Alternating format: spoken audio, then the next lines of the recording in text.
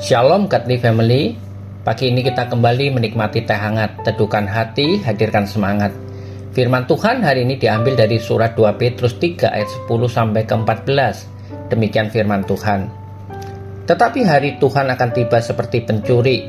Pada hari itu langit akan lenyap dengan gemuruh yang dahsyat, dan unsur-unsur dunia akan hangus dalam nyala api, dan bumi dan segala yang ada di atasnya akan hilang lenyap. Jadi jika segala sesuatu ini akan hancur secara demikian, betapa suci dan salehnya kamu harus hidup, yaitu kamu yang menantikan dan mempercepat kedatangan hari Allah. Pada hari itu langit akan binasa dalam nyala api, dan unsur-unsur dunia akan hancur karena nyalanya. Tetapi sesuai dengan janjinya, kita menantikan langit yang baru dan bumi yang baru di mana terdapat kebenaran.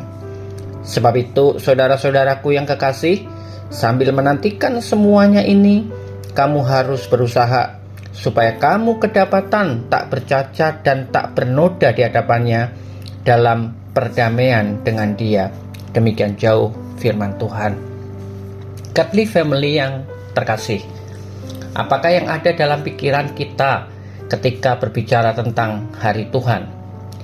Mungkin kita akan bersikap masa bodoh. Bukankah itu isu lama?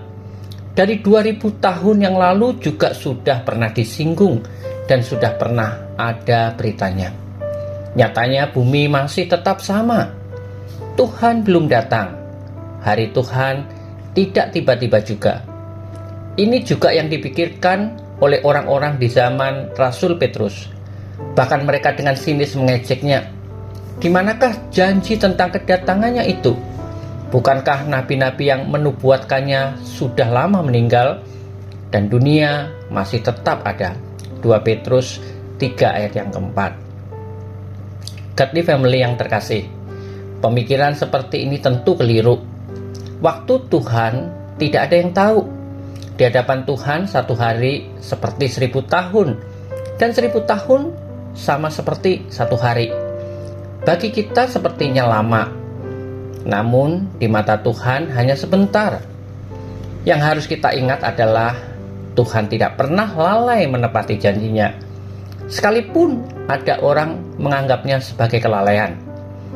Petrus menjelaskan apabila Tuhan belum datang, karena Ia sabar terhadap kita, karena Allah menghendaki supaya jangan ada yang binasa, semuanya berbalik kepada Allah dan bertobat.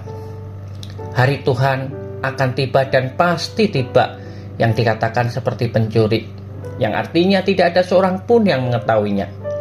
Karena itu yang paling penting bagi kita bukan kapan hari Tuhan itu akan tiba, tetapi kalau hari Tuhan itu tiba, apakah kita didapati tak bercacat dan tak bernoda di hadapan Allah. Godly Family yang terkasih, satu hal lagi yang perlu kita pikirkan dengan baik, supaya kita bijak menggunakan kesempatan yang sudah Tuhan berikan. Tidak ada satupun jaminan bahwa kita pasti akan hidup di dunia ini sampai hari Tuhan itu tiba. Betapa sedihnya jika kitalah yang lebih dahulu meninggalkan dunia ini, sementara relasi kita dengan Allah belum dipulihkan. Kita masih di luar Tuhan, belum menerima keselamatan yang sudah Tuhan berikan. Kesempatan untuk bertobat dan kembali kepada Allah adalah saat di mana kita hidup di dunia ini. Saat meninggal, kesempatan itu sudah tidak ada. Oleh sebab itu, mari bereskan relasi kita dengan Tuhan, agar kapanpun Tuhan itu tiba, kita sudah siap. Nantikan hari Tuhan dalam hidup ini. Mari kita berdoa. Tuhan Yesus, kami bersyukur karena anugerah-Mu.